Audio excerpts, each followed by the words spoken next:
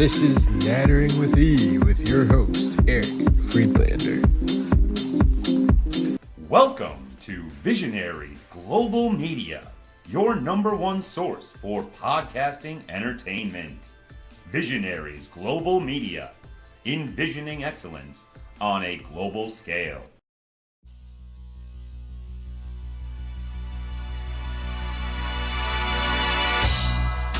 This is Nattering with E with Eric Friedlander.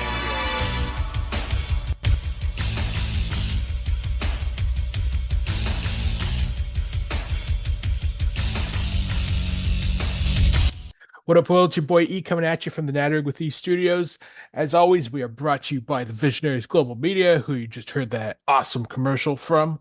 And this is the number one Lex Luger fan podcast. That's right. Today, on this day in Lex Luger lore history, Lex Luger won the World Heavyweight Championship from Hulk Hogan on August 4th, 1997. Unfortunately, he only held it for 5 days as he lost it at that weekend's pay-per-view back to Hogan. However, he won the title, something that WCW allowed him to do twice. The other time being in 1991 from July 14th to 1992, February 29th. So WCW had faith in him, but WWE always cutting him not from the same cloth as WCW saw of him, which is odd because, as you've heard on the podcast previously, Lex has always been a guy who companies saw as the next star, the next Hogan, the next Brett, per se. But as you know, I'm a Lex Luger guy. I'm not a Brett guy. I'm not a Shawn guy. I love Lex Luger, Stone Cold, Sting. Those are my guys from the 90s. So this podcast today is not about Lex Luger, but one day we may do a watch along where we recap the world title win on WCW Nitro against NWO Hollywood Hulk Hogan. Let me know if you guys are down to watch with me, and that would be fantastic. Anyways, so it's been a little while since I did a pod. The last one we did was with Kyle from Apron Bump about Progress 169, The Devil on My Shoulder. Thanks again to Kyle for coming on. A little bit of an update. So I'm planning to do these pretty frequently. And as you guys know, for the main part, the podcast is very wrestling centric. However, sometimes it'll be other stuff too. War in Vietnam, movies, and so forth. Someone said to me recently, maybe if you got rid of the wrestling, I would listen to your podcast. And I'm like, you've not listened to the first combined 2 seasons, 64 episodes, and now you'll listen? Seemed a little weird. But nothing against that friend of mine. We actually both love the soccer team West Ham United. And so I'm gonna actually start doing some pods about West Ham as well. I'll have guests on. I'll try and recap games. I'm thinking honestly that if I bring back Fubo TV, I'm gonna try, which covers the Premier League in Canada, where I'm located. That if if I bring it back, I'm gonna try and do more soccer-based podcasts along with the wrestling. But today, the reason I'm here is because I have notes from about around the time that me and Kyle did our pod, so 2 weeks ago, roughly, where I'm trying to do what's called the Nattering Express, which I don't know how long this will be, probably about 30 minutes. But anyways, gonna try and cover a couple different wrestling promotions. My focus going forward is gonna be on Ruthless Pro, who you've heard on Tom's pod, Midwestern Roundup. Oh, by the way, for that, I'm now the official correspondent for Midwestern Wrestling Roundup, which essentially just means I'll be watching the shows on IWTV or on Triller, and then I'll be sending the notes to Tom. I'll also be uh, talking about my notes. I'm nattering on the Nattering Express as well. So yeah, that's exciting. The other thing is a little bit of personal stuff. My dear dog and co-host of most of these pods, Ivy Bones Jones, Freeds, um, she had a little bit of an accident. She's totally fine now, but she had to get some stitches for a puncture. She's she's supposed to be recovering for the next 2 weeks, so she's just on bed rest, but she'll be okay. She's 3.5 going on 4. She's the dog of the pod. She's the owner of my life, and I think she loves wrestling too. So yeah, that's it's a brief update. Oh, also on the gym front, I mentioned before that I was gonna start doing more and more gym updates. This past week was pretty successful. I After this podcast, actually, I'm headed over to the gym again, and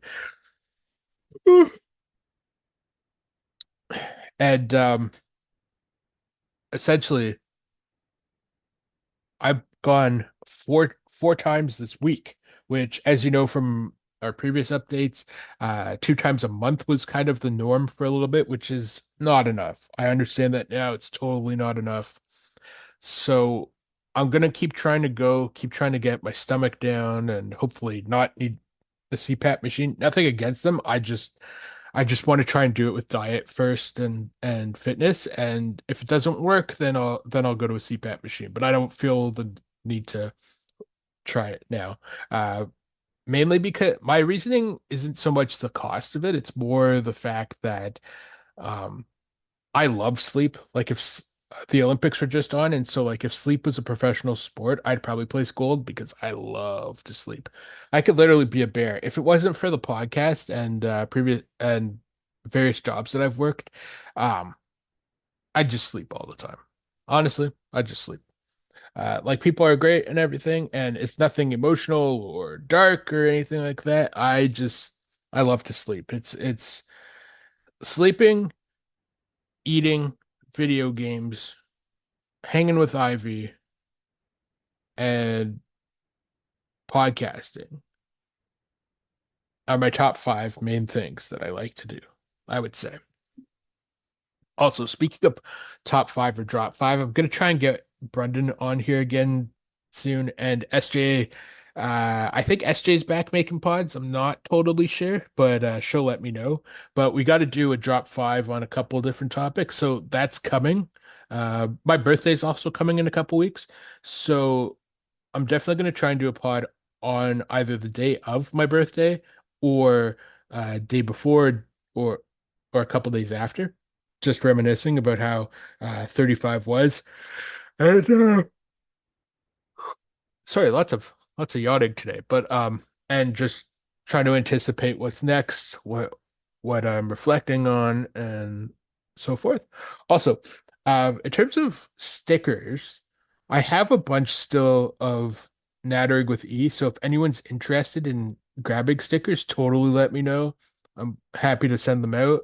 I'm also thinking of doing a couple other sticker batches or sticker designs. I want to get business cards for Nattering with E as well. So if anybody who listens to this knows where to get um, business cards under, I don't know, $100 Canadian, hit me up, please, because I would gladly pick those up. Also, as always, you can find me on Twitter at Eric Freeds, all one word, and natteringwithe@gmail.com is the podcast email. So hit us up there too if you have any ideas, and we'd be thrilled for you.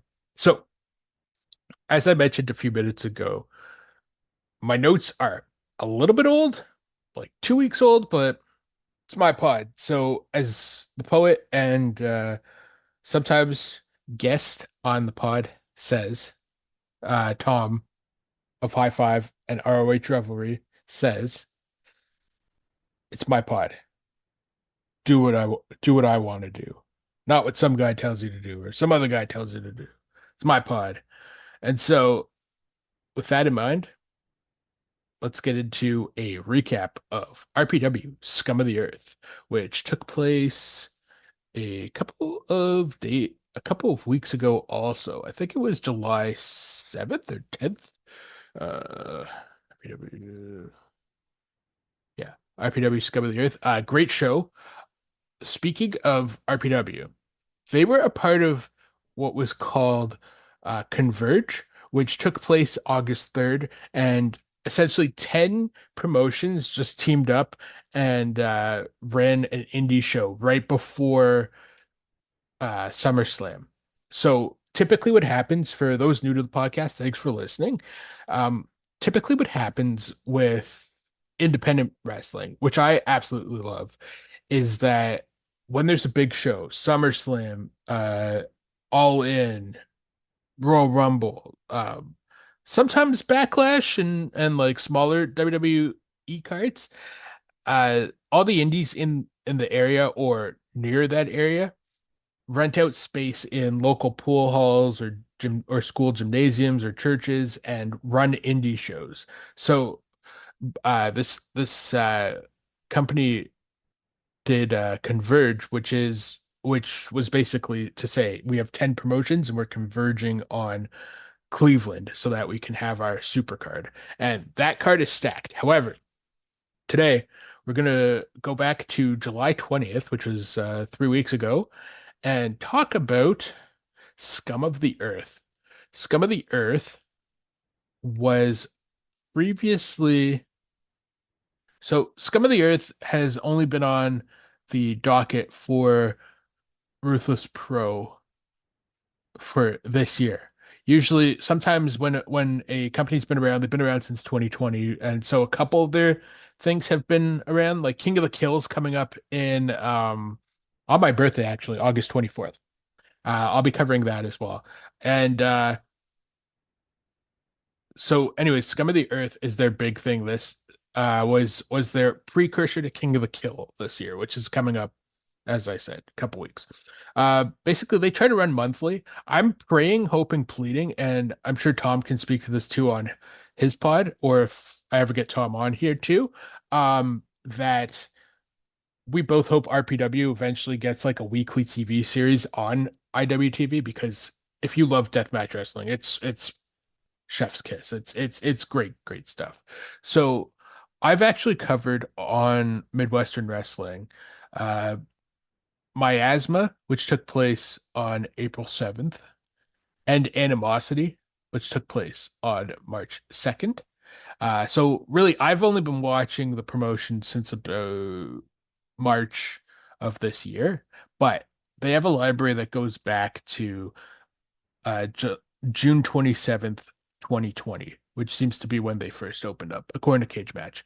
So what I'm going to be trying to do weekly is talk about I'm going to go back and watch the older shows and recap those for you, along with Matt Tremont's promotion, Hardcore Hustle organization, H2O, out of New Jersey. Two of my favorites. I also want to start talking about Wildside from the late 90s, early 2000s. That's a promotion that gave us AJ Styles, um, amongst a bunch of other top talent. So today, though, we're going to be talking about Scum of the Earth, which, just a little bit of background. Throughout Animosity and Miasma, there's been a blood feud, blood feud civil war between 440 Yellow and 440 Blue. 440 Blue is made up of Ricky Shane Page, Vincent Nothing, Christian Napier, Alice Crowley, and I believe that's it. Uh, then basically the rest of the original 440, so Atticus Cogar, um, Otis Cogar, Eric Dillon, um, Zach Thomas, Gregory Iron, and the Bev. I've been feuding over who is the true leader, because it seems as though while Ricky Shane Page has trained everybody, that Atticus Cougar, who is now the RPW World Heavyweight Champion, wants to be the leader. And the way that they've been basically showing it in Ruthless Pro is that um, 440 Yellow are the good guys and 440 Blue are the bad guys. Christian Napier is also the cousin of, I believe, the Coker brothers.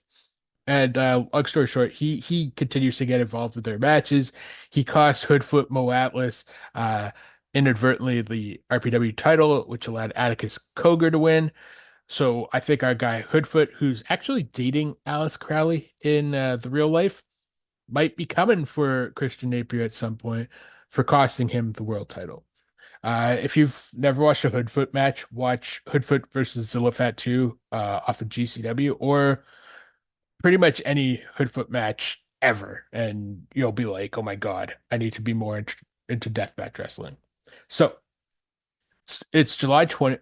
Time is 2 weeks, is 3 weeks ago. It's July 20th. RPW Scum of the Earth out of the Berwyn Eagles Club in Chicago.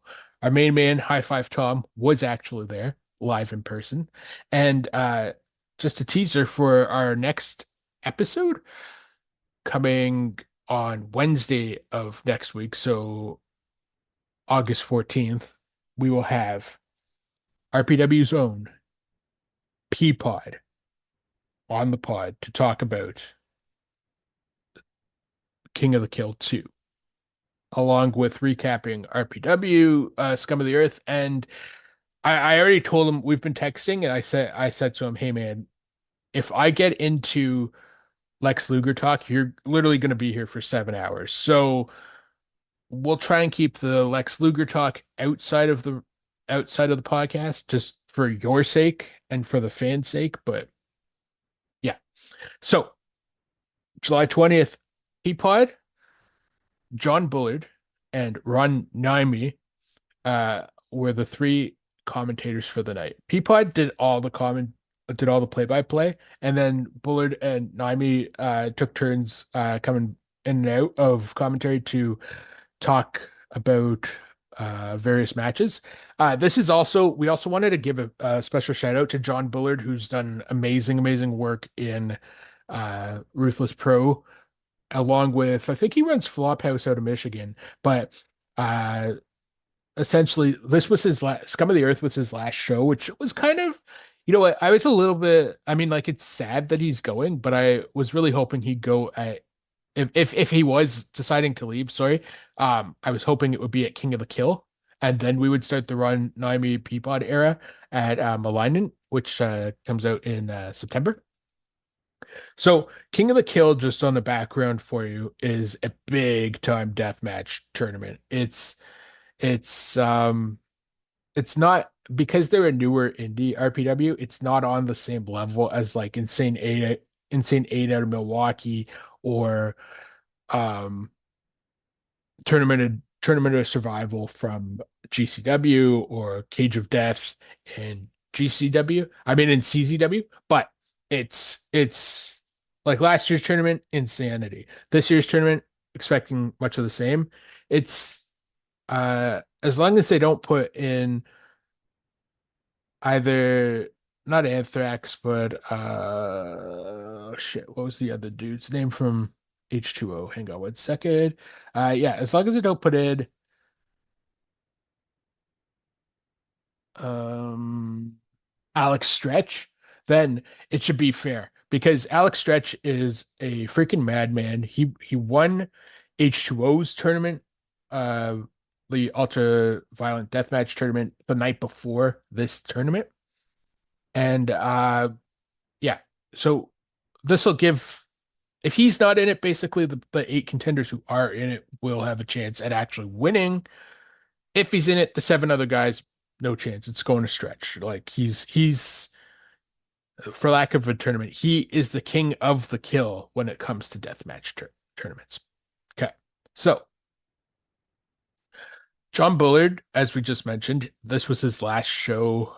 He announced right at the start of the show, which uh, was tough to hear because he and Peapod really have some good chemistry. I mean, Ron Naimi came on at I think it was Animosity or Miasma, No, it was my asthma. It was my asthma. And he did a great job, but like he was still learning who RPW was, whereas John Bullard and Peapod really have had a chemistry. No knock against Ron Nyme or anything like that. It's just when you're used to two guys, you're used to two guys sort of thing. It's like in baseball or in any sport where you're familiar with the commentators and you listen to everything that they've been doing, and then one guy leaves or both leave and they replace them with a whole new team. You got to give that new team a chance, but at the same time, you got to be like, I don't know if I don't know if I wanted him to leave so much.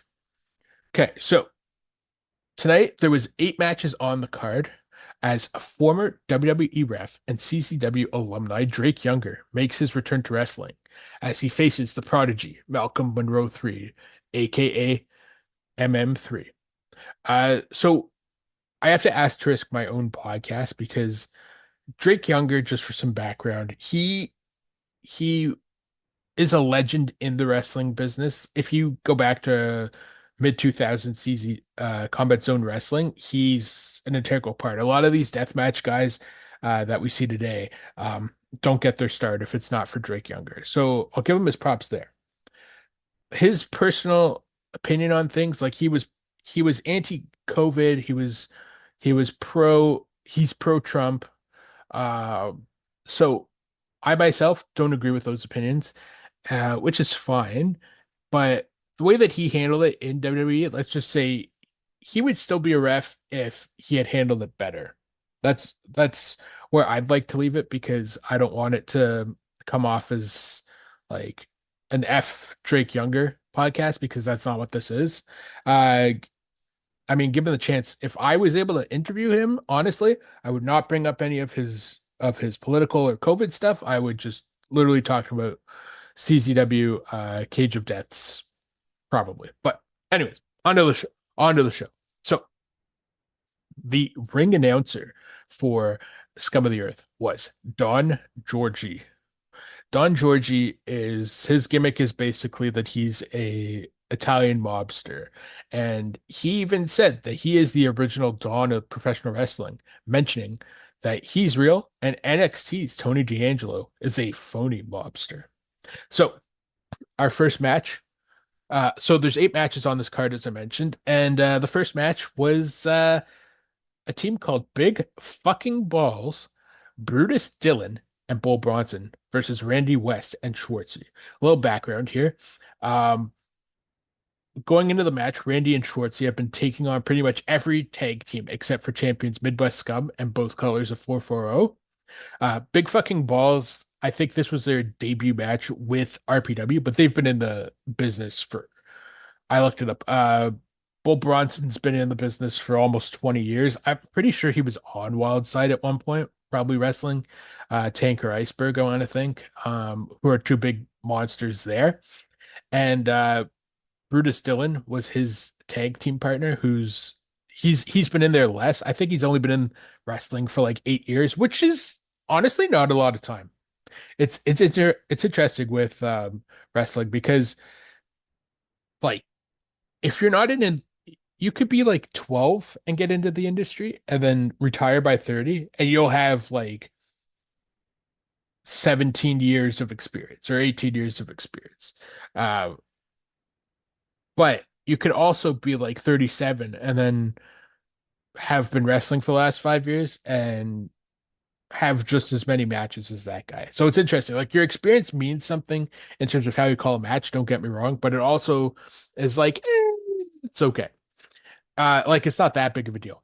Anyway, so Brandy and Schwartzy, who, if you've ever heard me talk about RPW before, I mentioned it with Pretty Ricky a couple months ago and various other guests, sorry. This is the tag team where everything involves like barbed wire dildos and barbed wire like sex toys that they use against their opponents. Um, so Big Fucking Balls, like, sorry, Big Fucking Bulls was they could have been called Big Fucking Balls, to be honest with you. Um, these two guys were humongous. Like Brutus, who was the lighter of the two and had a little bit less experience than Bull, was 6'5", 345 pounds, and Brutus and Bull was 6'7", 400 pounds. If I heard Peapod correctly. So the two of them, huge, huge, huge. Randy, who's a girl, she's married. She and Schwartzy are married. You should also. This is a cheap plug for IWTV. If you guys ever hear this IWTV, please take me on as somewhat a sponsor. But they do a day in the life of, which is their documentary on various wrestlers. So Schwartzy and Randy had one that came out on August 1st, and the two of them, Randy and Schwartzy, have they're basically seen as like the mom and dad of RPW. They train everybody. They're a crazy tag team. They've both been like Kamikaze champion and a couple other deathmatch title champions. Like they're sponsored by Darren McCarty's weed company, and I mean the accolades for them go on and on and on. But both of them crazy, crazy wrestlers too. They're coming for those tag titles. They're definitely coming for those tag titles. So Midwest Scum going into this, Midwest Scum were the champs, and it was like, you better watch out, man, because Randy and Schwartz are coming for you. Uh, before, so one of the highlights of the match, I'll just run this down quick. One of the highlights of the match, was before the match even started, two doors were set up. Like, one was in one corner and the other one was diagonal from it. And right as the match started, Big Fucking Bulls picked up both Randy and Schwartzy and put them through the doors, and then went for the pin. And literally, I texted Tom because Tom was there, and I was like, "Oh my God, is this the finish? Like, holy shit! What about the momentum for Randy and Schwartzy?" Luckily, both kicked out. So, as the match continued, BF Big Fucking Bulls surprisingly like got beat down most of the match, which I was really shocked by because the two guys combined are almost 1,000 pounds and they're giants. But Schwartzy was really taking them on, and Randy was doing a good job too. But I noticed during the match, this is no knock against Randy just because these wrestlers are huge, but she had to use more of the sex toy barbed wire weapons to um, isolate or neutralize her opponents because she was taking on Bull uh Brutus. She was taking on Brutus Dillon while Schwartzy went one on one with Bull, and it was insane. There was one spot actually where I actually saw Tom on camera because they went to throw a light tube at Schwartzy went to throw a light tube at Bull. It misses and it almost hit a bunch of people. And Tom was actually one of those people. So I literally messaged him and was like, dude, I just saw you. I hope you're okay. Like, it's crazy. Ultimately the finish came when Schwartzy and Randy hung Brutus with a bull rope over the ring and the ref called for the bell. Like it was the guy's already 6'7", and they somehow were able to like make him look like he was 7 feet because they're stretching him out with that rope hung around his neck. It was bananas. So prior to the start of the next match, we got a promo from the Iron Brothers. So the Iron Brothers are Gregory Iron and Zach Thomas. It's actually Zach Iron, but he goes by Thomas in wrestling. He's Greg's younger brother. Greg suffers from cerebral palsy and he has like almost no movement in his left hand. I When I sent these notes to Tom, I mentioned that um Gregory had a stroke. It turns out that it's actually cerebral palsy, and he's just able to make his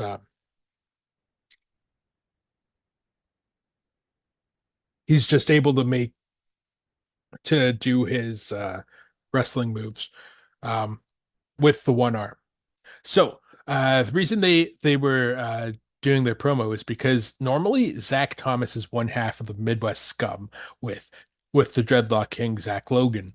However, Zach Logan got injured by Christian Napier at Animosity, and because of that, oh no, he got injured at Miasma, and so Zach, because of that, it led to Zach joining Greg and the Koga brothers as part of 440 Yellow. And so because Zach and Greg are brothers and they've been trying to stay apart so that they could each have their own careers, They weren't really talking to each other. Now that they're on the same page, Greg offers to fill in for the Dreadlock King and represent Midwest Scum slash 440 Yellow uh, during the tag title match with Faith in Nothing, uh, Christian Faith, aka it's Christian Space Faith, aka Ricky Shane Page, and Vincent Nothing. So before we get to the tag title match, which is the second match on the card, we uh we had an announcement from Peapod that there's some upcoming shows for RPW. As I mentioned before, we're going to be doing a different episode on Converge, which was the 10 promotion super card from Cleveland. And then August 24th, the second annual deathmatch tournament, King of the Kill, takes place. We'll actually have Peapod on the Nattering with E Express pod on Wednesday, August 14th, to try and tee up um, King of the Kill. But also I'm gonna try and watch Converge so that I can basically talk to him about that, about a couple of the matches for there too. That that seems to be my plan.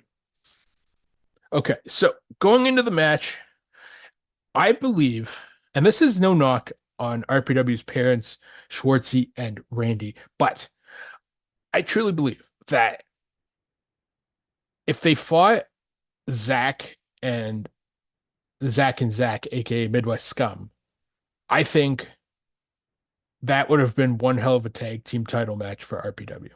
However, Zach Thomas and Gregory Iron versus 440 Blue, Ricky Shane Page and Vincent Nothing, aka Faith in Nothing, have been a team together on and off for the last 20 years. Uh, I don't believe, in my heart of hearts, as much as I love Randy and Schwartzy, I don't believe they could get by 440 Blue. Reason being, Faith in Nothing, been around 20 years, almost as long as Schwartzy and Randy. And secondly, Christian Napier and Alice Crowley are always on the outside and getting involved in matches and so forth. And so I just don't think the numbers game would have allowed them to defeat 440 Blue. So as we get into our tag title match here, Zach and Greg were part one of, I'd say, a three-part act throughout the show, as this was the first of a show-long story featuring the 440 Civil War. Um, Peapod and John talked about how this was Gregory Iron's first time wrestling in a couple of years, as he's been dealing with cerebral palsy. And as I mentioned below, his left arm, he literally can't move. So during the match, they worked mostly the right arm when they were beating him down. What's interesting too is that part of the appeal of 440 Blue, or 440 generally, is that Ricky Shane Page trained all these guys and girl. Um, so he knows everybody inside out. He knows all their moves. In fact, I think part of the appeal to this group was that they were um all the same training class. I might be wrong about that, so I'm going to double check that with Peapod when I have him on. But yeah. Anyways, so for the majority of the match, Greg was beat down by the challengers. Greg's also quite small. Like even if he didn't have cerebral palsy, he's like 5'7" and like 125 pounds, whereas Ricky, Shane Page and Vincent Nothing are both close to 300 pounds and like well built. Zach Thomas is probably 250, and they're all over 6 feet and he's under 6 feet. So it was a classic case of little guy getting beat up by the big guys. However, he was eventually able to get the hot tag to Zach, who to say he came in as a house of fire would be putting it mildly. At one point, he and Greg hit this beautiful follow-away slam into a crossbody on Ricky Shane Page. It's literally how it sounds. Zach grabbed Greg and went to do a follow-away slam, which is, for those who don't watch wrestling, it's basically he picked him up and held him vertically and threw him backwards. And as he threw him backwards, he flew across and hit Ricky Shane Page, which was pretty impressive, to say the least. Eventually, as I mentioned before, the rest of the stable got involved. Christian Napier and Allison Crowley grabbed Zach and beat him up on the outside. This allowed Faith in Nothing to put Greg away with their finisher and become the new RPW Tag Team Champions. Post-match, 440 Blue continued the beatdown of Greg. Zach attempted to make the same, the save, but he too fell to the numbers game. I missed what the name of Faith and Nothing's finisher is, but like, holy beautiful, man. Uh, Essentially it's a suplex into a power bomb into a neck breaker, which is unbelievable. It was fantastic to watch. Um, so after that match, after the beatdown, we go to a promo from Will Carroll. Will Carroll is Chuck Stein's manager. Will Carroll says, first Stein's gonna destroy our kamikaze champ Remington Roar, and then uh, Chuck was coming for the fake Chicago tough guy, CM Punk. So a lot of the storylines in the indies seem to be guys eventually wanting to go to the bigger shows like WWE, AEW, call up those sort of guys and hope they get it. Going into the match, Roar, who looks like superhero Thor, wrestled in RPW sibling promotion H2O's Ultraviolent Death Tournament the night before.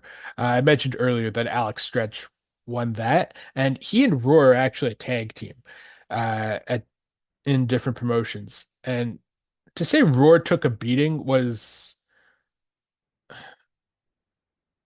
I'm going silent on purpose for this because like I was in shock for watching that card. It was unbelievable.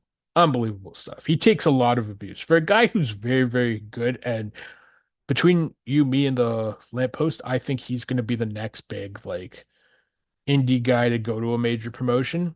He takes, I mean, I think if he has aspirations of WWE, let's just say, he's got to stop doing the death matches soon and go on to like more wrestling based. I mean, he can still wrestle, which is impressive, but yeah. Um, so going into the Chuck Stein, however, is a legend, and he is managed.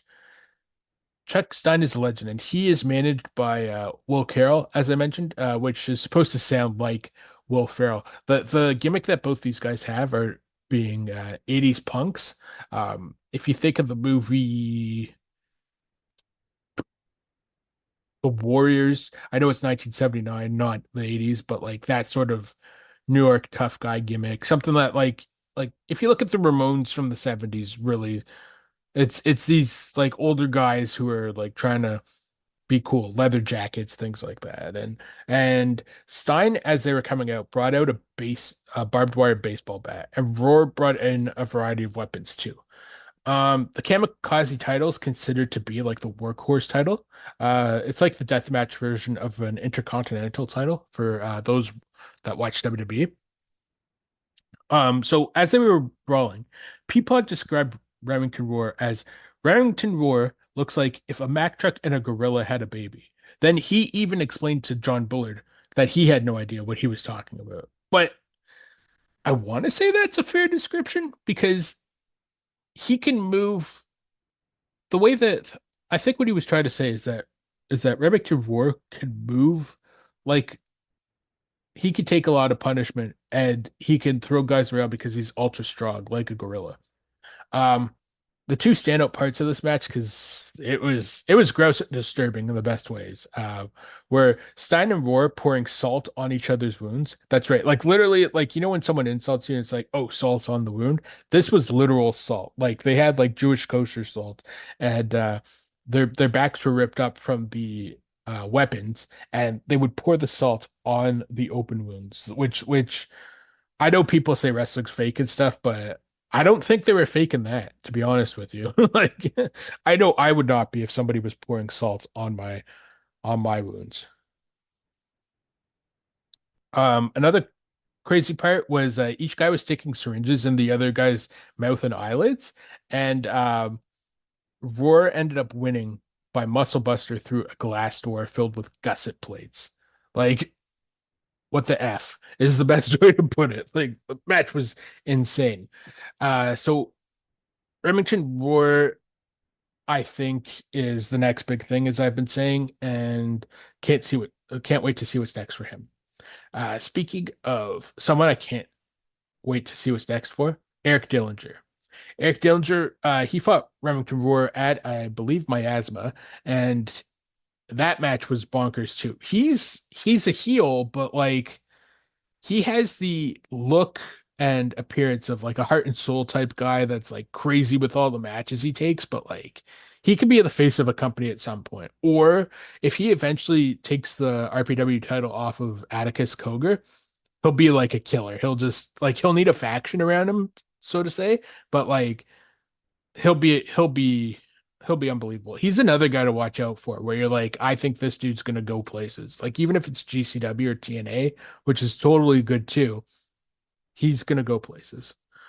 So Eric Dinger cuts a promo on Schlack, who is his opponent at Scum of the Earth, and he says, "You know what? I'm not afraid to die during a Schlack match because there is that chance. I know wrestling is kayfabe and everything like that, and not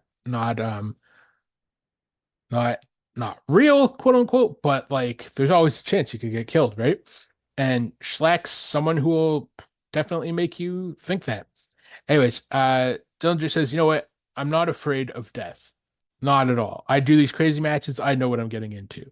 The thing that scares me is losing, because if I lose, then my momentum goes down and I don't know if I can actually recover and make it to the top.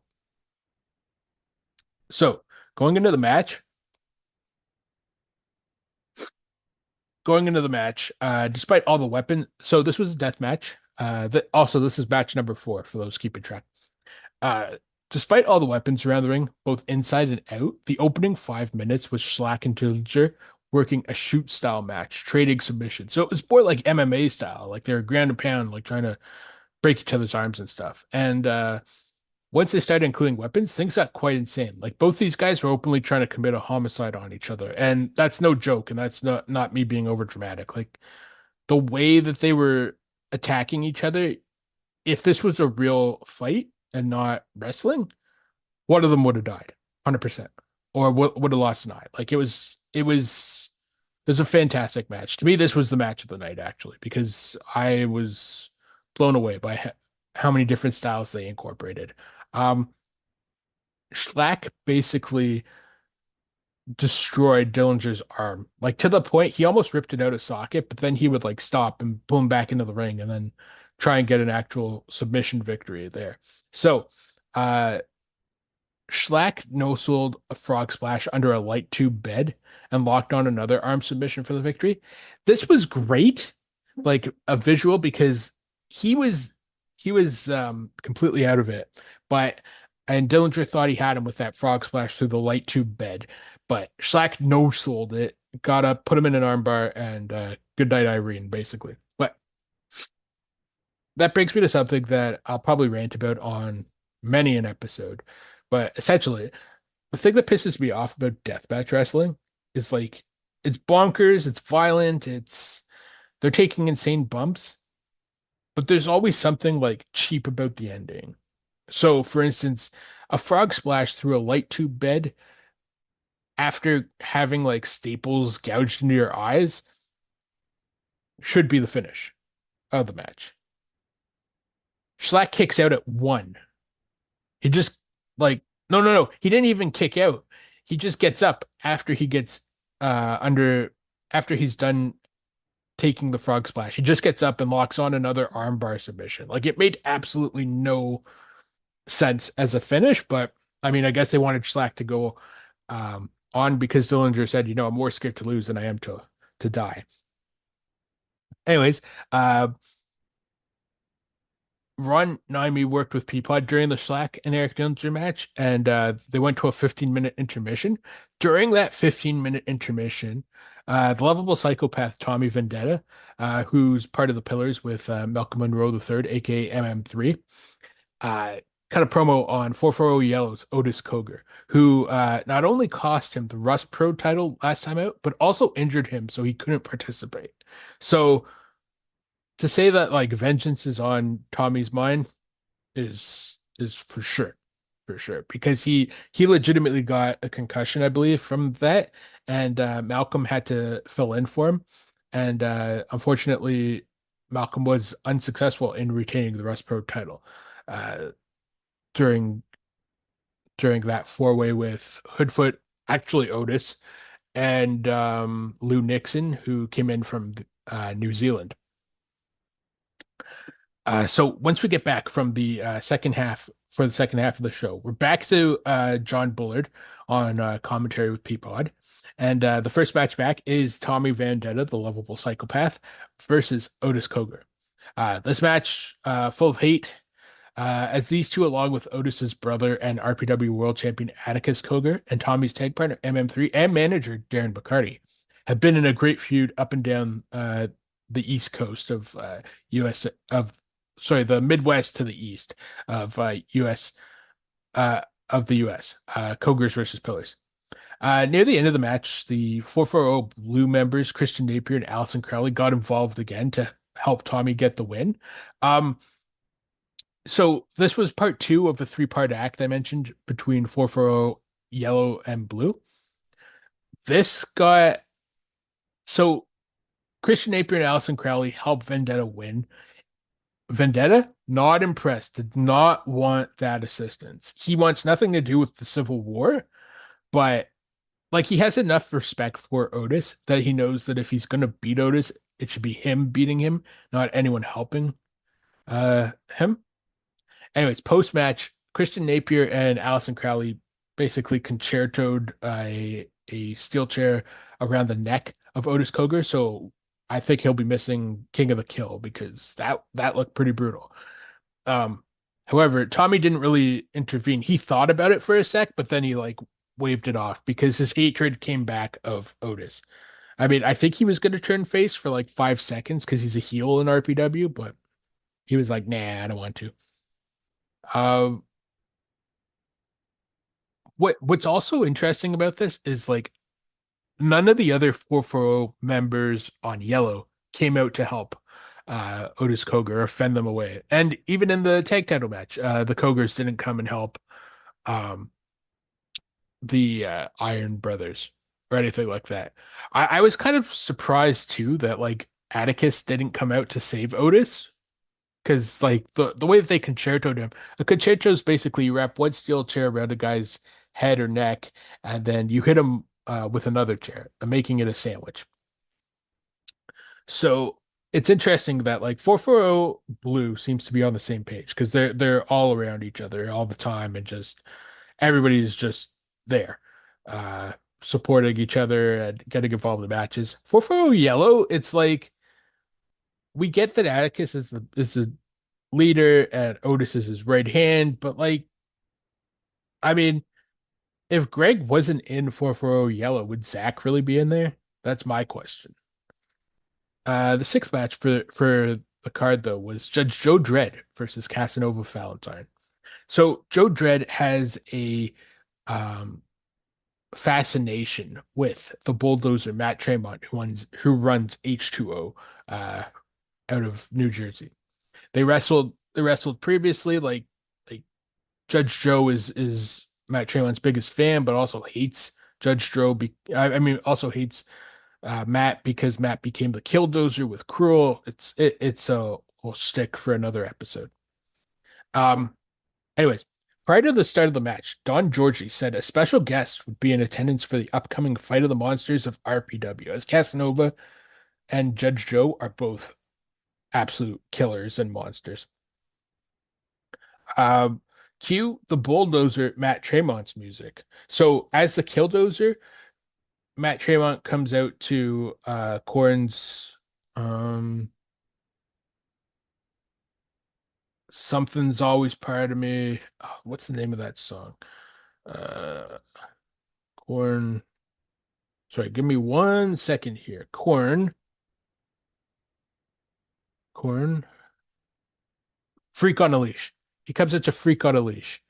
But then his other song is like some 80s jam. Anyways, long story short, everybody and their uncle thought that Matt Tremont was going to come out. Uh, and they're roaring in approval. They're like, yes, Tremont's going to finally get his hands on Judge Joe and his attorney, Stephen Jury. Instead, Judge Joe, dressed as Matt Tremont, flanked by attorney Stephen. Sorry, hiccups while I do this. Pardon me. Judge Joe, flanked by attorney Stephen Jury, entered. For those new, oh no, no, I got to that. So this match was pretty much a straight up brawl between two hosses, well over 6 feet and 300 pounds. To start the match, Dredd and Valentine threw the ref to the outside, and it wasn't quite clear if the match would continue. So they just beat each other up until the referee woke up. And ultimately, there was no winner as Dredd and Casanova knocked each other out. So, I mean, if you love hoss fights, which I do as much as deathmatch wrestling, it was a great fight. Post match, um, Dredd's attorney Stephen Jury literally got murdered by a fan verbally. Jury screams into the mic, "This is my worst nightmare." Close quote. And the fan writes, "No, Steven, your worst nightmare. It's Chris Hansen." For those unfamiliar, Chris Hansen is the host of To Catch a Predator, the show catching pedophiles. Stephen Jury's this guy with his like ponytail tied back, and he wears like business casual clothes. So I guess this fan thought that he was a creeper, even though he's not. I'm sure he's a great guy. Um, so, long story short, jury suggests that Jed and Casanova can't have a draw again, and they should be each other's first round opponents in on August 24th, King of the Kill.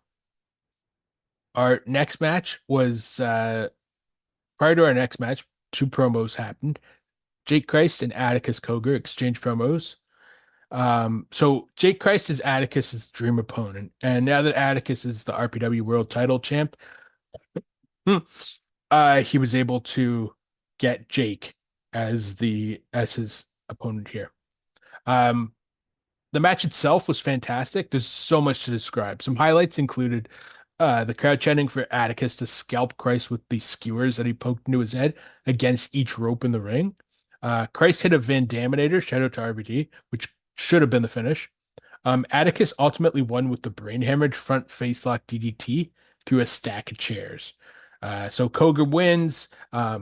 Christ shows him some respect, and then as they're showing each other respect, 440 Blue continued the reign of terror against 440 Yellow. Initially, it appeared as though Christ and his manager, or Christ and his manager, were going to side with Atticus, but RSP, Ricky Shane Page, told them he can leave, which they actually gladly agreed to do. Atticus initially got the jump on 440 Blue and was doing pretty all right for himself until the numbers game caught up to him. RSP and something hit their tag finisher from earlier that got them the title win, and RSP hit the chokeslam punt kick finisher that he has, which is it's basically how it sounds. As he's lifting the guy up for as he's dropping the guy from a chokeslam position, he kicks him, like the same way that a punter in football would kick their uh football. He cut a promo on a knocked out Atticus, begging him to put him out of his misery, him being Ricky Shane Page, because he doesn't know if he can stop if he keeps going. So that was match number 7. And now we're on to our main event. So the main event was the returning Drake Younger, who I mentioned before, CZW, WWF former ref, and he was taking on Malcolm Monroe III, MM3, Tommy Vendetta's tag partner. And honestly, he's another guy that you can see taking the next step to his career. Um, Drake Drake actually talked about how MM3 was ready to take the next step in his career, and MM3 was like he agreed, and he said it starts with taking out Drake. Pre-match, Drake cut a promo, happy to be back after 10 years away from the in-ring action as a wrestler. Um, Before the match started, there was a couple episodes promoted for IWTV's documentary series, The Life of. So upcoming episodes we mentioned before was Schwartzy and Randy Rest and Dark Sheik. There was a couple other talents also, but I think they were part of those episode previews. The actual main event match was a light tube death match. So, as I mentioned before, as much as I don't like Drake Younger for his personal opinions on things, he was excellent here as he went back to his roots in CZW, which was basically all death matches. Like this match was off the charts too. Between this and Slack versus Dillinger, and Atticus versus Jake. Those are the three matches I'd say like really you should go out of your way to watch. Younger and MM3 initially brawled all over the arena, with MM3 hitting a great splash from the announcer's booth. The entire match, I'd say, ran about 40 minutes as MM3 and Younger tore the house down. Say what you, as I noted here in my notes, say what you will about Younger outside the ring, but in the ring, he did his best to make MM3 into a true star. Having followed MM3 since personally, myself personally, having followed MM3 since IW hates Fight Pit 17 versus Tommy Vendetta 2 years ago. This was MM3's coming out party. He should get signed by GCW or TNA sooner than later. The kid is a star. So, quick sidebar. MM3 and Tommy Vendetta, when I was first getting into podcasting, again, was the first match that I watched when I grabbed IWTV because I wanted to see what like hardcore wrestling was basically. Like I had the idea from TNA and WWE and all that jazz, but this was this was next level to that. Um, anyways, late in the match, MM3 hit Drake with a gory bomb into a brainbuster through a pane of glass set up between two chairs. Drake kicked out because what's a death match without a near finish or 85? After exchanging a series of roll-ups through shattered light tubes, MM3 would sneak out the victory with a mousetrap roll-up. So MM3, like this was his coming out party. It was terrific. To close out this RPW, the main event of the main event and Dillinger versus Slack were the two matches that stole the show. However, top to bottom of the four RPW shows I've helped Tom with, this was the best one. The steady improvement from show to show makes me hope one day eventually RPW gets a TV deal. So that was RPW Scum of the Earth. As I noted earlier, Converge took place on August 3rd, and I'm gonna try and watch that either this will be up tomorrow, so August 11th, Sunday, August 11th. So I'm gonna try and watch Converge on August 11th and then do a show the same as we're doing right now. Some other quick notes before we get out of here for this is so I mentioned that Roar and Stretch took part in H20's Ultraviolent Kingdom 7. That's their version of King of the Kill. So that took place on uh the 19th of July. And basically, I only caught the last two matches. Uh, yeah, last two matches. But the first round of the tournament was it had a different variety of death matches essentially, and then they had like a bunch of side matches too um for other titles within the company. The commentary team was actually Tremont and Austin Luke, which I was surprised at because uh when Tremont debuted the Killdozer character a few months ago, he destroyed Austin Luke, and I thought they would be forever in a feud. Austin Luke recently turned heel, so I think it makes sense that they had two heel announcers. Um, so Bam Sullivan, who's a mainstay in H2O, fought Anthrax, who is back teaming with Stretch. He Bam beat Anthrax in a fans bring the weapons death match. Colby Carino, the son of hardcore legend Steve Carino, defeated Toby Farley, who I'm not really familiar with, in 1855. Wow, that match almost went 20 minutes. In a Taipei and Staple Gun death match, which Taipei I think is a lot of like bamboo sticks and things like that. And yeah, so that match was there. Remington Roar fought Mouse in a Four Corners of Pain Pits of Hell death match. If you've ever seen Mouse wrestle, like it's something else. The guy literally has a mouse gimmick where he bites, he scurries around like a mouse. Like his entire gimmick is that he's like a human mouse. It's quite the sight. He's definitely through and through H2O original. He's fantastic too. Unfortunately, Remington Roar is a god, and so Remington Roar won that match. Um, and then in the last of our opening round, Alex Stretch with Lady Blakely from Peace, Love, and Deathmatch stable defeated Tommy Vendetta of the Pillars in a barbed wire death match. Then after that, after the first round, our next match, no big deal, was a heavyweight title match between new champion Declan Grant, who recently beat Austin Luke in a dog collar match, against the young OG Marcus Mathers, who's another H2O original, and he's on GCW all the time. Dude's fantastic. That's another guy who will be like, yeah, we'll take him to the top, and he'll be a star somewhere. Anyways, Declan Grant won this in 15 minutes. Christian Ross, who's part of the president's cabinet, or I think they just recently changed their name. Anyways, he defeated the Killdozer, aka Matt Tremont, which I think Killdozer is turning face, if I'm not mistaken. So that was quite the upset there. Christian Ross is a big boy though. He's like 6'5". Think of Brutus Dillon, but like as a black guy, and twice as mean. And he's that ow. That's the best way to describe Christian Ross. Um, for Neil Diamond Cutter's H2O Danny Havoc Hardcore title, they had a Hardcore Rumble match, which was basically their version of a Royal Rumble. Louis Ramos, aka Low Life Louis, defeated his son Louis Jr. along with several other monster talents to get the match against Neil Diamond Cutter. And then in the finals of the Ultra Kingdom 7 death match, Alex Stretch beat Bam Sullivan, Colby Carino, and Remington Roar. He pinned Roar in about 20 minutes, and that match was off the chain bonkers too. It was for two matches that I saw, it was excellent. It was good stuff.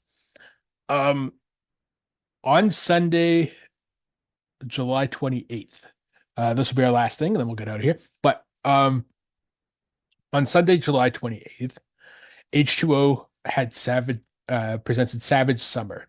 Um, this was basically one of the bigger matches in this was having Louis Ramos versus Neil Diamond Cutter after winning the um, Danny Havoc title Royal Rumble from uh, the Ultraviolent tournament. Anyways, huge angle took place, sorry, in the first match as the Killdozer defeated uh, Jimmy Jimmy Chun Lion or something like that. However, the president's cabinet now with the additions of JB Anderson and Leroy Robinson, um, basically destroyed Killdozer. Jess Moss, who's now teaming with Killdozer, and I think Declan Grant, who's Jess's husband, all tried to get out and make the save, but they got destroyed. Like it was crazy angle. Um, in the next match, the dropouts, Donnie Love, Frank Bonetti, and Nicholas Grande defeated Cecilio Vega, Gigi Everson, and Leroy Robinson. So maybe Leroy didn't join President's Cabinet. Anyways, the dropouts just recently won the tag titles from the Pillars. So that was a big match for them.